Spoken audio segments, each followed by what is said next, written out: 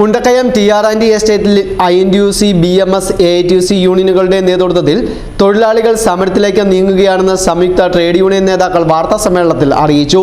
ഇതിന് മുന്നോടിയായുള്ള സമരപ്രചരണ ജാഥ 7-ന് ഉച്ചകഴിഞ്ഞ് 2-ന് മാതമ്പയിൽ നിന്നും ആരംഭിക്കും.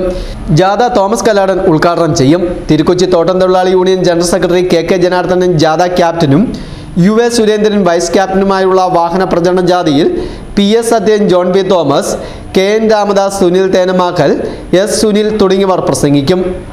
മതമ്പ, ചെന്നാപ്പാറ മുകുൾ, ചെന്നാപ്പാറ താഴെ, EDK, കടമാൻകുളം, കുപ്പക്കയം.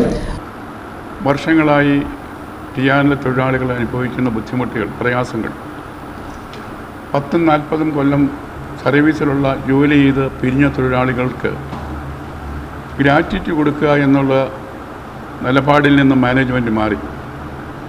2017 ശേഷം ഈ 2024 വരെ ആയിട്ടും ഗ്രാറ്റുവിറ്റി കൊടുക്കാൻ കഴിയാത്ത ഒട്ടനവധി തൊഴിലാളികളാണ് ആയുസ്സായിട്ടുള്ളത്. അതുപോലെ തന്നെ തൊഴിലാളികളുടെ വരുമാനത്തിൽ നിന്നും പിടിക്കുന്ന അവരുടെ പ്രൊവിഡൻറ്റ് ഫണ്ടിൻ്റെ വിഹിതം, ആ തൊഴിലാളികളുടെ വിഹിതം പിടിച്ചിട്ട് അടയ്ക്കാതെ കോടികളാണ് പ്രൊവിഡൻറ്റ് ഫണ്ടിൽ അടയ്ക്കാൻ കിടക്കുന്നത്. അതുകൊണ്ട് തൊഴിലാളികളെ സംബന്ധിച്ചിടത്തോളം അവിടെ പ്രൊവിഡൻറ്റ് ഫണ്ട് എഴുതിയെടുക്കാൻ കഴിയുന്നില്ല. അവർക്ക് പെൻഷൻ കിട്ടുന്നതിന് തടസ്സങ്ങളുണ്ടാകുന്നു.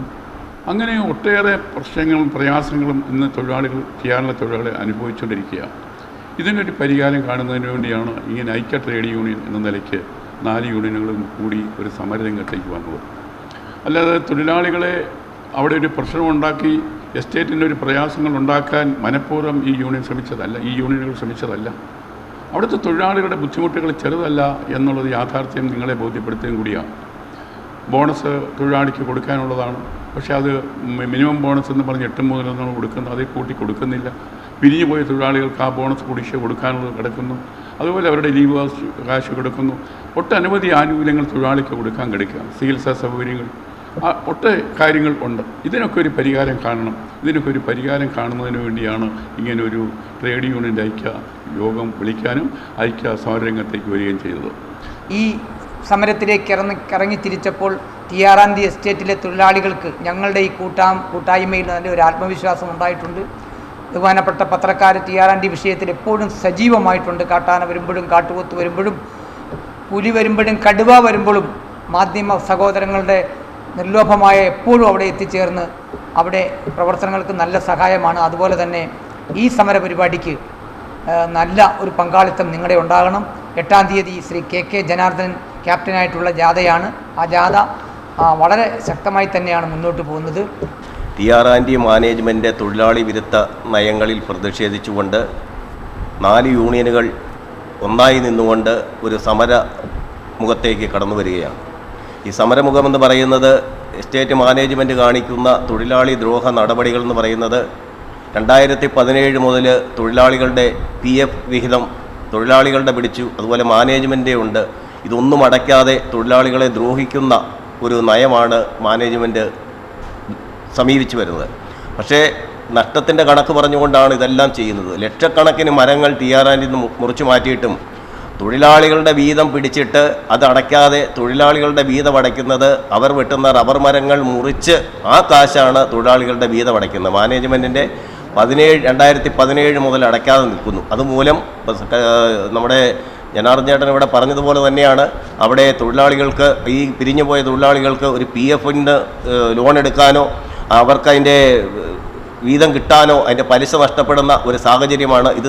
ടി.ആർ.ആൻഡ്.ടി എസ്റ്റേറ്റ് ഇന്നിപ്പം റബ്ബർ തോട്ടം കൈതത്തോട്ടമായി മാറിക്കൊണ്ടിരിക്കുകയാണ്.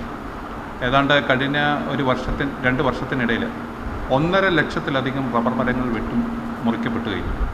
കോടിക്കണക്കിന് രൂപയാണ് ഈ തോട്ടത്തിൽ നിന്നും മാനേജ്മെൻറ്റ് തൊഴിലാളികൾക്ക് നൽകേണ്ട പണം നൽകാതെ അനീതികരമായ രീതിയിൽ നിലപാടുകളുമായി മുന്നോട്ട് പോകുന്നു.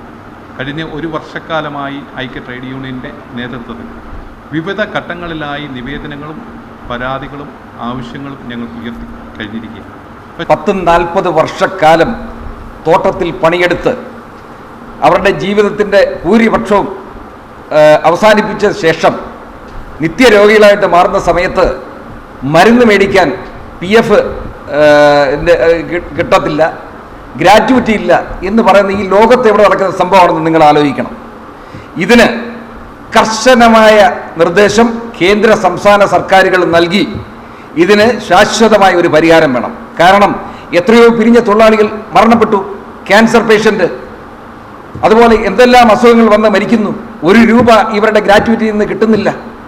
4, 5, 6 വർഷം കാത്തിരുന്നിട്ട് പോലും ഇപ്പോൾ പോലും കിട്ടാതെ നിരവധി പേരാണ് ഈ എസ്റ്റേറ്റിൽ മരിച്ചിരിക്കുന്നത്. ആനക്കുളം, മണിക്കൽ എന്നിവിടങ്ങളിൽ ജാഥയ്ക്ക് സ്വീകരണം നൽകും.